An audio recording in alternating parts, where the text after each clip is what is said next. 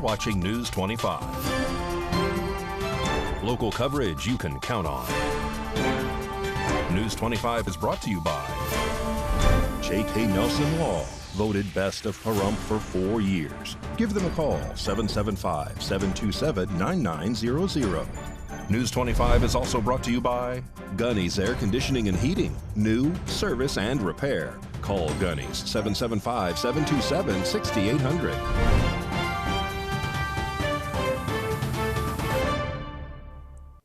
Hello and welcome to this edition of News 25. I'm Unette Gentry. Thanks for joining us on Ace Country Radio, and we're also streaming at KPVM.TV. We're also on your Roku devices. It is Thursday, August 15th.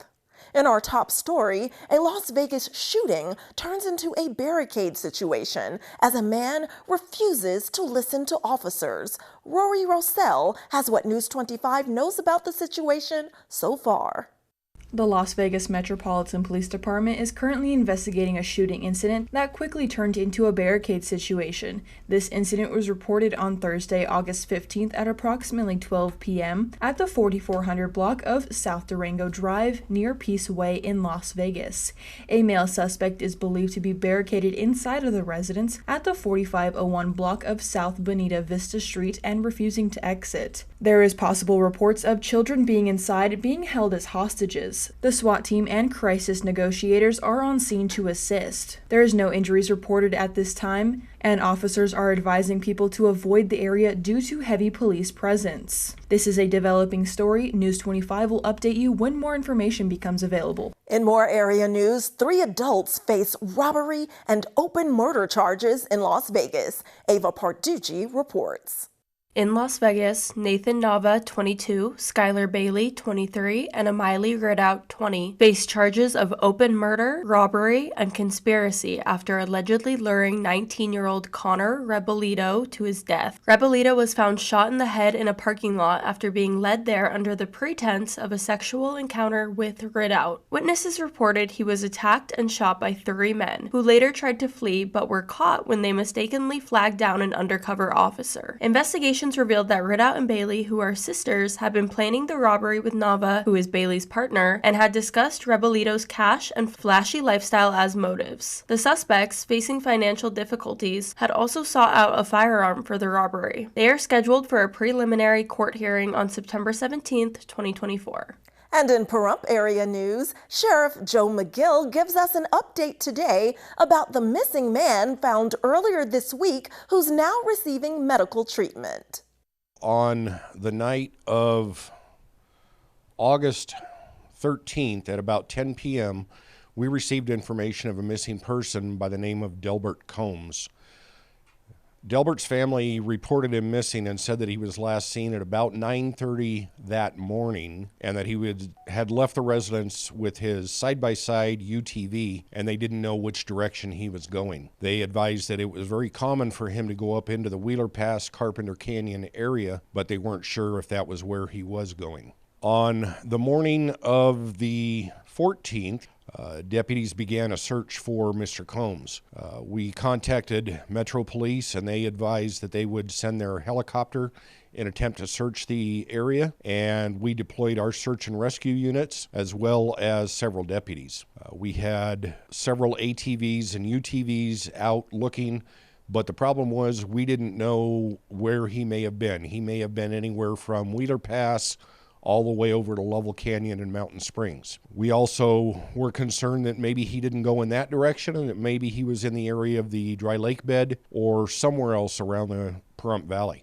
Throughout the day, we checked all the trails throughout the Spring Mountain Range on our side of the mountain, and at about 2:30 yesterday afternoon, Mr. Combs was located. He called 911, which was routed to Las Vegas dispatch due to the fact that he was in Clark County at the time, and they advised us of GPS coordinates where he was calling from. We narrowed into that area, and Mr. Combs was found in the Wheeler Wash with his side-by-side disabled. Mr. Combs was very disoriented due to his age and the fact that he had been out there almost 36 hours without necessary medication, food, and water. He also had his dog with him, which was also very dehydrated.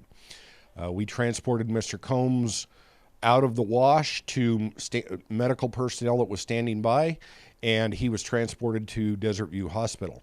We then took the dog home to Mr. Combs' family, and hopefully everybody is going to be fine. Although Mr. Combs was 95 years old, that really has no bearing on this situation. The situation is that no one should go out in the desert on a side-by-side, ATV, dirt bike, hiking, in your car, whatever, without telling someone where you're going and when to expect you back. If you go out there and you get stuck or disabled in one way or another, we don't know where to start looking for you. So please, if you're going out in the desert to participate in recreation, that's fantastic. I love to do that myself. However, always take food and water with you.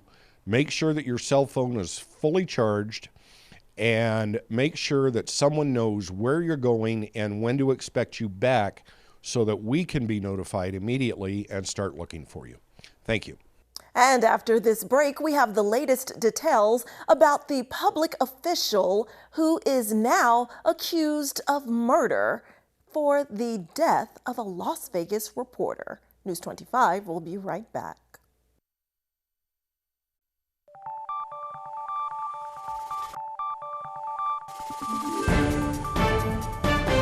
You're watching News 25. Local coverage you can count on.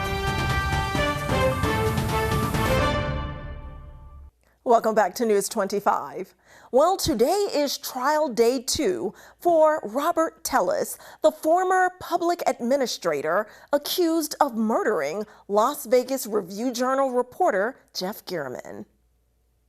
Yesterday, during the trial of Robert Tellis, the former Clark County public administrator accused of murdering Las Vegas Review-Journal investigative reporter Jeff Gehrman, began with opening statements and the first round of witness testimonies. The prosecution began the court proceedings, arguing that Tellis had a motive due to Gehrman's critical reporting and presented evidence that included surveillance footage of a suspect in Tellis clothing and DNA linking Tellis to the crime. Prosecutor Weckerly contended the case was a clear murder, not politically motivated. Defense attorney Robert Draskovich portrayed Tellis as a devoted public servant with no motive to kill Gehrman. He claimed the evidence was planted and questioned the investigation's integrity, arguing that losing an election did not justify murder. A plethora of witness testimonies took place during yesterday's trial as well, including Holly and Roy Bailey, the neighbors who discovered Gehrman's body, Debbie Ryan, a third neighbor who made observations about Gehrman's house, Claire Browning, a crime scene analyst who detailed the condition of the crime scene and evidence collected. Browning shared that there was blood located near Gehrman's body and that the house showed no sign of forced entry. Jamie Luce, head of public information for Las Vegas Metropolitan Police Department, spoke in regards to handling media communications throughout the case. Jonathan Martinez, a plumber who witnessed the person shown on the surveillance footage, discussed the suspect's description leaving the area during the day of the murder. Lastly, Cliff Mogg, a retired detective who tracked the suspect's vehicle and phone records, discussed the connection of his discoveries to that of Robert Tellis. The former detective additionally testified that the details of a maroon SUV seen leaving Gehrman's home after the murder matched the one registered to Tellis' wife, such as window tinting and a spot on the windshield. To end the day, the defense had the opportunity to cross-examine witnesses and chose to challenge the handling of the crime scene, the validity of the surveillance evidence, and made the suggestion that other potential suspects or threats might not have been thoroughly investigated. Today, the trial included more witness testimony along with defense attorney Draskovich scrutinizing the video evidence related to the red Yukon SUV and cross-examining retired detective Cliff Mogg. The trial is now being estimated to last around 3 weeks. More information to come. Well, do you know what a TV power rush is? If not, Valley Electric Association is here today to educate us all about how we can avoid a power rush on our TVs. This segment of News 25 is brought to you by Valley Electric and its family of companies focused on serving our members. We're better together. Avoid power rush hour. Just like a traffic jam delays travel on extremely hot days, high energy use can put additional pressure on the electric grid. we can all pitch in by conserving energy during power rush hour. Here's a few ways you can help lower demand during the energy rush. Cook dinner outside to eliminate additional heat in your home. Turn on ceiling fans, then raise your thermostat a few degrees. Wait until later in the evening after peak hours to run larger appliances. By making small changes to your energy use habits, we can all relieve pressure on the grid during extreme heat and save energy and a little money along the way.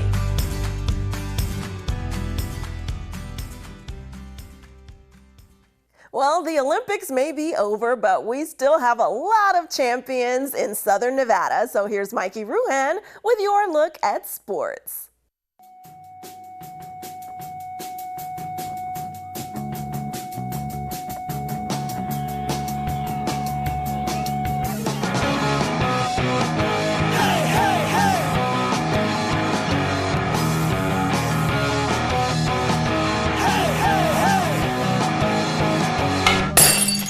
Time now for your News 25 look at sports and streaming at KPVM.TV and now on Roku devices. The Las Vegas Aviators dropped another one last night to the Oklahoma City Baseball Club, 13-7. Rematch this evening at 7:05. The F1 Las Vegas Grand Prix fan experience will be held on Las Vegas Boulevard across Wynn Las Vegas on November 22nd and 23rd.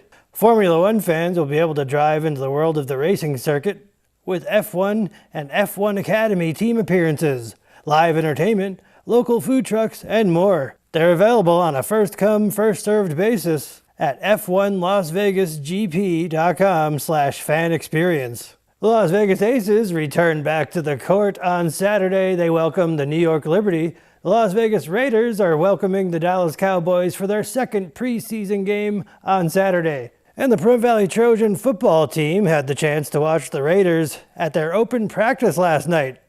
And that's your look at sports on News 25. And don't grab that remote. We'll be right back with much more news you can use here on News 25.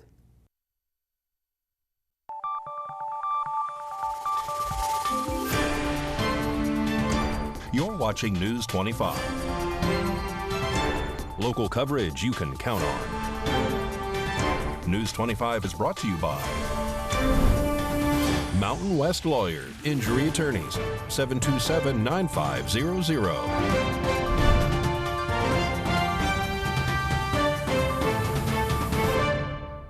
Welcome back. Well, it seems like there's a new scam out there almost every week. That's why Josh Osborne from Great Computer Deals is here with another important tutorial to help people avoid being scammed.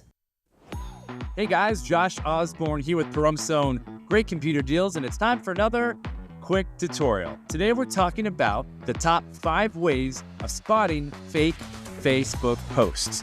So you're like me, you have a Facebook account. If you live here in Pahrump, I guarantee on many occasions you've used some of these Facebook buy-sell groups. They're very popular, thousands of posts every day. But one thing that a lot of people don't realize is that many of those posts are completely fake. And they're engaging with them, they're commenting on them, they're liking them, they're sharing them, and they have no idea that they're fake. So there are red flags that are out there that people just don't know to look for. Let's talk about them right now. Here are the top 5 ways to spot a fake Facebook post. Number 1, these posts, they're very vague. You gotta understand that these scammers, when they create these posts, they have to apply to any Facebook group on any particular city in the United States. So they're very vague. They're not gonna list anything too particular. So for example, if it's an item that's for sale, they tend not to list the specific address or part of town. If it is a missing pet, they're not gonna list the cross streets where that animal was found because that's too particular. It's not gonna work if they try to fraudulently post that same thing in Peoria, Illinois. So look for those vagaries. That's usually a very clear sign. Number 2, the picture that they show in the post of, say, a missing animal will be very generic as well. I saw one the other day that was supposedly a picture of a dog in Pahrump, and the picture showed a forest and hills of grass and green. We don't have that here, obviously. It was clearly a fake post, and this image was a clear sign of it. Number 3, The accounts of the people that are posting these are also very clearly a red flag when you actually click on the name of that poster.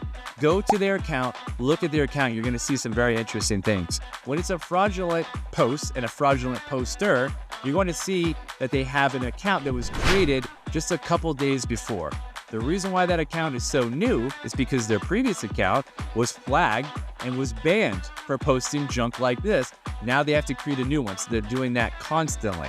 So when you click on the specific account, if it said it was created just a couple days ago, there's another red flag right there. Number 3, you're also going to see that the profile picture of the person in that account that's posting, there's one single picture. Anybody that I know that has a Facebook account has dozens, sometimes hundreds of pictures on their account. If there's only one single profile picture, that's a clear sign right there. And lastly, number 5, if the profile that you go to for that poster has no other things on the timeline, no information being posted from one of their friends, nothing that they posted themselves about something unrelated, that's clearly a sign. That is an account that is not getting any other activity except for being created to post fake Facebook listings on these buy and sell groups. So check it out. Look through these things before you do anything. And I know your hearts are in the right place. When you see a post of a missing child or a lost animal, you want to help out. You want to be that good Samaritan, but you're not doing anybody any favors if you're spreading fake information. It's only making the problem worse, and it's gumming up these buy-sell groups. So let's clean it up. Help me out. When you see one of these posts that is clearly fake, click on the 3 dots in the upper right-hand corner and click Report Post. That will flag it, and enough of us flag these things, they'll pull it down. Hopefully we can shut down a lot of these accounts that are constantly posting this garbage and clean things up and make it easier on everybody. So keep an eye out for those signs, guys. Thank you so much for your help. Thank you so much for watching. We'll catch you guys on the next video.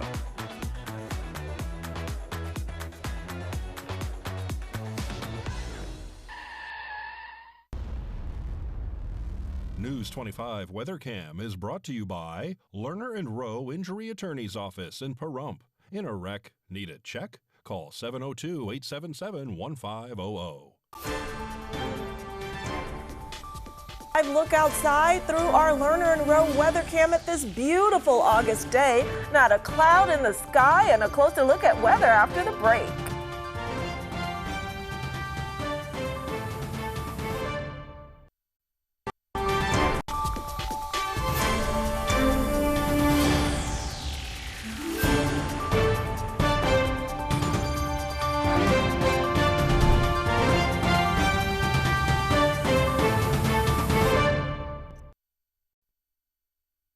Good evening, Nevada. I'm Kaylee Bentler in the News 25 Weather Studios.